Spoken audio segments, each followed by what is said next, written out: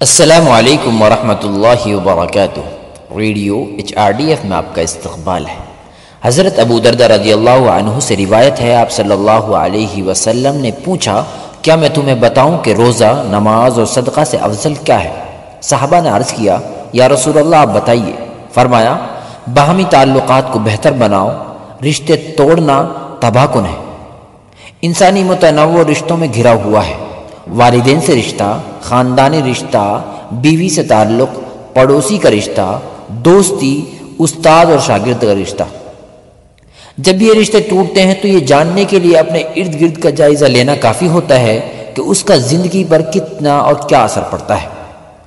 یہ حدیث کہتی ہے کہ تعلقات قائم کرنا روزے، نماز اور زکوٰۃ اور صدقہ دینے سے بھی بہتر ہے۔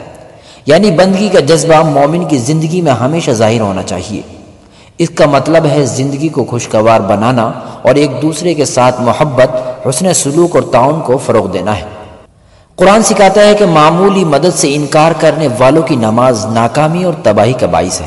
اس حدیث سے ہمیں معلوم ہوتا ہے کہ اللہ تعالیٰ ان لوگوں کی عبادت کی قدر نہیں کرتا جو اپنے والدین کا صحیح خیال نہیں رکھتے، خاندانی رشتوں کا احترام نہیں کرتے، پڑوسیوں کی ذمہ داریاں پوری نہیں کرتے اور جو آپس میں لڑائی اور جھگڑے میں رہتے ہیں۔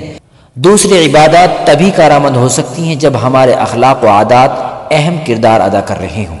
رسول اللہ صلی اللہ علیہ وسلم نے فرمایا، آپس میں بغض نہ رکھو، حسد نہ کرو، پیٹھ پیچھے کسی کی برائی نہ کرو، بلکہ اللہ کے بندے آپس میں بھائی بھائی بن کر رہو، اور کسی مسلمان کے لیے جائز نہیں کہ ایک بھائی کسی بھائی سے 3 دن سے زیادہ سلام و کلام چھوڑ کر رکھے۔ اگر کسی وجہ سے جھگڑا ہو جائے تو فوری طور پر صلح کر لے۔ وقت گزرنے کے ساتھ یہ تنازع نفرت میں بدل جائے گا، پھر شیطان نفرت کرنے والوں کو تباہ کرنے کی اپنی کوشش تیز کر دے گا۔